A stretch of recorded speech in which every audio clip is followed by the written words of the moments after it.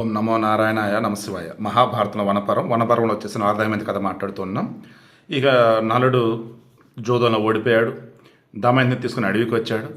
ఇక అడవిలో వచ్చే సాకలతో ఉన్నాడు. ఆ దేశంలో పక్షులు కనపడి తన ఒంటి మీద ఉన్నటువంటి ఆ ఒకే ఒక వస్త్రంతో ఆ పక్షుల్ని పట్టుకుందామని ట్రై చేశాడు. అవన్నీ అవి తీసుకుని వెళ్ళిపోయినాయి. ఇక అప్పుడు చూసావా, నేను ఏమీ సాధించలేని ఇదిలో ఉన్నాను, అటు వెళ్తే మీ రాజ్యం, ఇటు వెళ్తే ఈ రాజ్యం, సంథింగ్ అవన్నీ చెప్పాడు. ఇక ఆమె వచ్చేసి, వెళ్తే నువ్వు కూడా నాతో వస్తే ఇద్దరు కలిసి మా పుట్టింటికి వెళ్తాం, వాళ్ళు బాగా చూసుకుంటారు, నిన్ను కాదని నేను వెళ్ళను, ఇది మాత్రం గుర్తుంచుకొని చెప్పింది.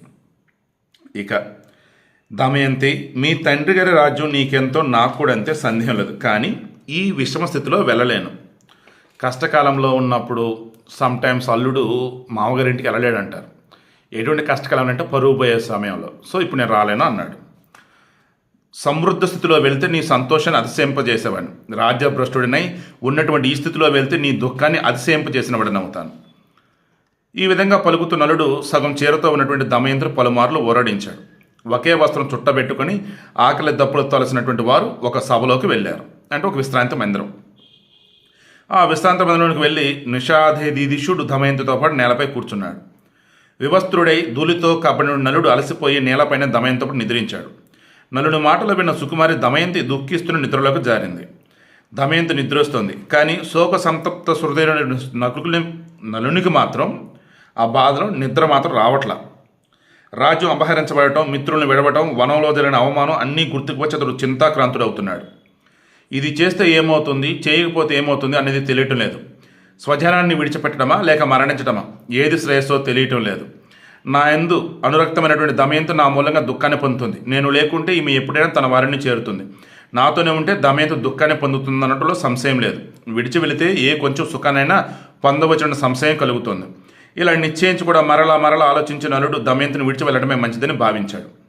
యశస్విని సాధ్వైనటువంటి దమయంతి సహజ తేజస్విని అవటం చేత ఈమె ఎవరి చేతను అవమానింపబడదని తలచాడు. ఇలా దమయంతిని విడిచి వెళ్ళాలని తలచాడు. కలిచే ప్రేరితుడైన నలునికి దమయంతిని విడిచే విషయంలో పై విధమైన దుష్టభావమే కలిగింది. ఆ కలి ప్రభావం వల్ల దమయంతిని ఒకటి నిశ్చయించుకున్నాడు, అంతా మంచి జరుగుతుందని చెప్పేసి అనుకున్నాడు. మనలో కూడా చాలామంది చూడండి, వాళ్ళు వెళ్తే కొత్త సమస్యలు వస్తాయి, అయినా సరే నేను వెళ్తేనే సమస్య తిరుగుతుందని చెప్పేసి వెళ్ళిపోతాడు, ఇటు పెడతాడు. అలా ఇప్పుడు ఈ నలుడు కూడా అదే పని చేశాడు. వస్త్రహీనుడైన నలుడు దమయంతి ఏకవస్త్ర అయినప్పటికీ ఆమె చీరలో సగం కట్టుకోవడానికి సన్నద్ధుడయ్యాడు. ఆ దమయంతి ఒంటి మీద ఉంది ఒకటే వస్త్రం, అయినా సరే దానినే సగం కట్టడానికి డిసైడ్ అయ్యి ఉన్నాడు. తన భార్య దమయంతి చీరను ఎలా కత్తిరించాలో తెలియక తిగమక పడుతూ అటు ఇటు కొంతసేపు ఆ సభలో తిరిగాడు నలుడు. ఆ ప్రకారంగా అటు ఇటు తిరిగితే నలుడుకు ఆ సభా ప్రాంగణంలో వరలేని కత్తి ఒకటి కనిపించింది. నలుడు ఆ కత్తితో దమయంతి చీరను చింపి ఆ చీర ముక్కను కట్టుకుని నిద్రించే దమయంతిని విడిచిపెట్టి వెళ్ళిపోయాడు. దమయంతి నుండి మనసు మరల్చుకొని తిరిగి ఆ సభకు వచ్చి ఆమెను చూస్తూనే నలుడు ఏడ్చాడు. బయటికి వెళ్ళాడు. మరల వెనక్కి వచ్చి దమయంతి చూస్తూ ఏడుస్తూ ఉన్నాడు. పూర్వం నా ప్రియసతిని సూర్యుడు కానీ వాయువు కానీ చూడలేదు. ఆ సూర్యం పశ్య వంటి దమయంతి నేడు కటిక నేల అనాథ వలె నిద్రిస్తుంది.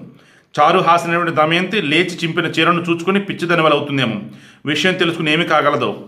నేను లేకుండా దమయంతి ఒంటరిగా ఈ క్రూర మృగాల నిలయమైన ఈ ఘోరారణ్యంలో ఎలా సంచరింపగలదు? దమయంతి, నీవు ధర్మపరాయణవు, అందుకే ఆదిత్యులు, వసువులు, రుద్రులు, అశ్విని దేవతలు, మరుద్గణాలు నిన్ను రక్షిస్తారు. తన ప్రియురాలని గురించి, ఆమె రూపాన్ని గురించి తలచి కలి ప్రభావంతో అజ్ఞానియే ముందుకు నడిచాడు. కొంత దూరం వెళ్ళాక నలుడు తిరిగి వచ్చేవాడు. ఒకవైపు కలి ముందుకు లాగుతున్నాడు, మరోవైపు ఆమె మీద ప్రేమ వెనకలాగుతుంది. దుఃఖిస్తున్న నలుని హృదయం ఊయలలో అటు ఇటు సభలోంచి అడవిలోంచి ఆ మందిరంలోకి ఊగిసలాడుతుంది. కలి ప్రభావం చే మోహితుడైన నలుడు బహువిధాల రోధించి నిద్రించే దమయంతిని వదిలి వెళ్ళిపోయాడు. కలిస్పర్శతో జ్ఞానం కోల్పాడు. జరగబోయేదానిని లెక్క చేయలేదు. దమయంతిని ఒక్కతనే శూన్యవనంలో వదిలి నలుడు విచారిస్తూనే వెళ్ళిపోయాడు. మొత్తానికి ఆమెని ఒంటరం చేసి వెళ్ళిపోయాడు. మరి దమయంతి ఒంటరిగా ఉంది, అడవిలో ఉంది, తర్వాత ఏమైంది రేపు డిస్కస్ చేద్దాం.